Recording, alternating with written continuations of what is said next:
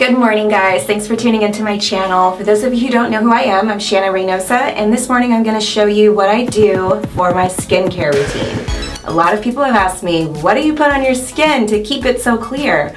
Well, the answer is it's really simple. I actually have very oily and acne-prone skin, and I used to actually struggle with getting a lot of acne on my cheeks as well as my forehead. Unfortunately, just one acne scar can last about 3 to 6 months. As you can see, I got one recently here from doing a hair mask that kind of broke me out.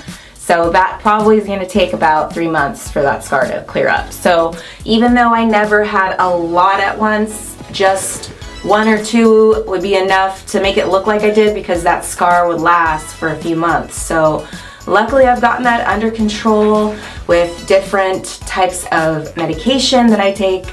I will let you know about that at the end of this video, but right now what we're going to focus on is the skincare routine. Also, this past year I have struggled with getting a lot of tiny bumps on my forehead that would just not go away. And I went to the dermatologist, asked them what I could do. I tried out different prescriptions and none of those worked.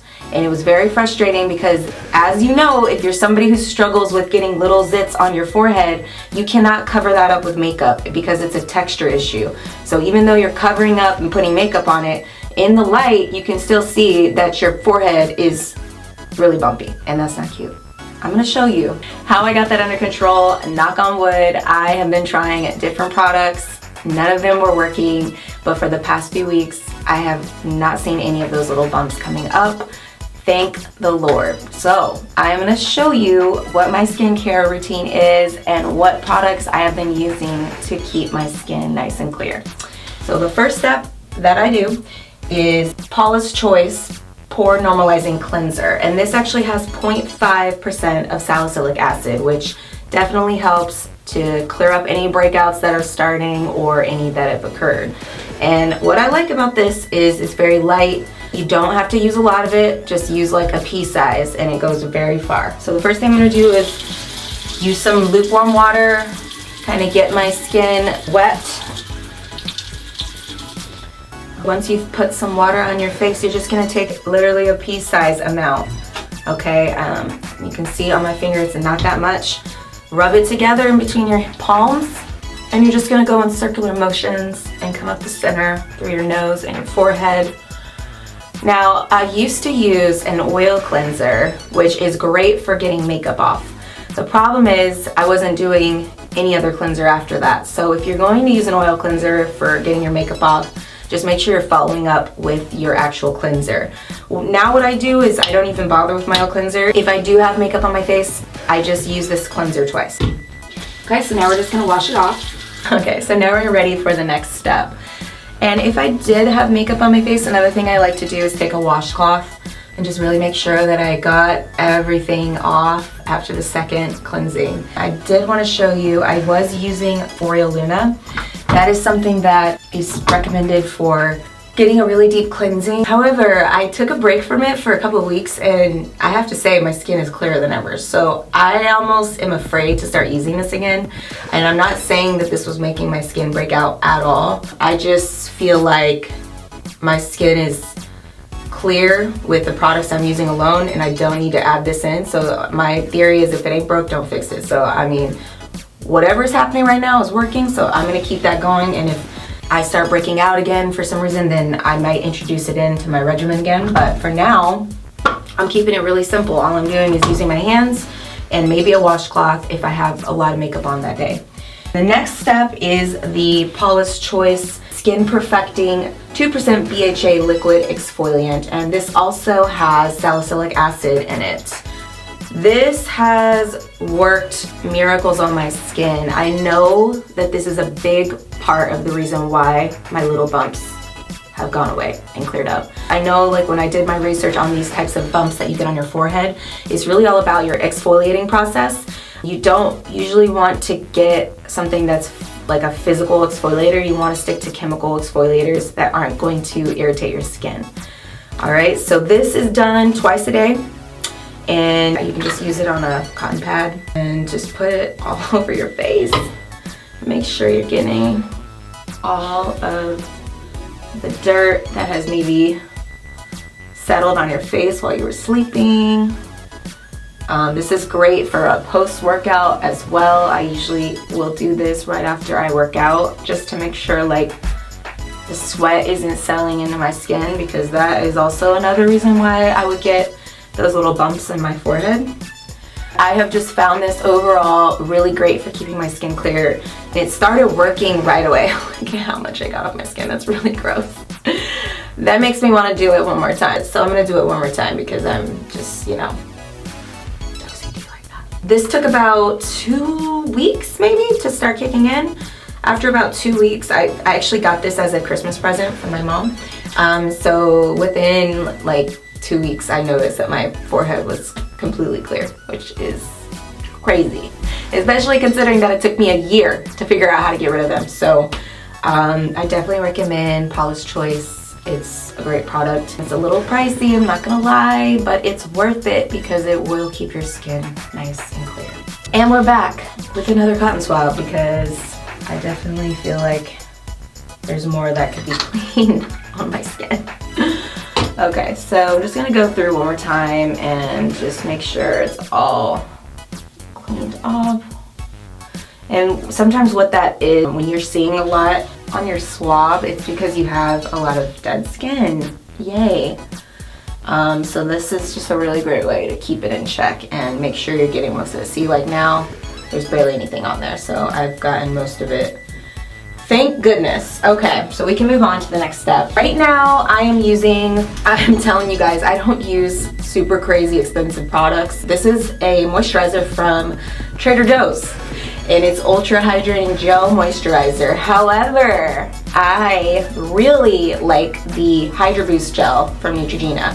The reason I use gel moisturizers is because, again, my skin is very oily and acne prone. I don't like putting heavy moisturizers on my skin that are gonna make me break out. So I find that gels are perfect for me because they're super light, but they're still moisturizing my skin.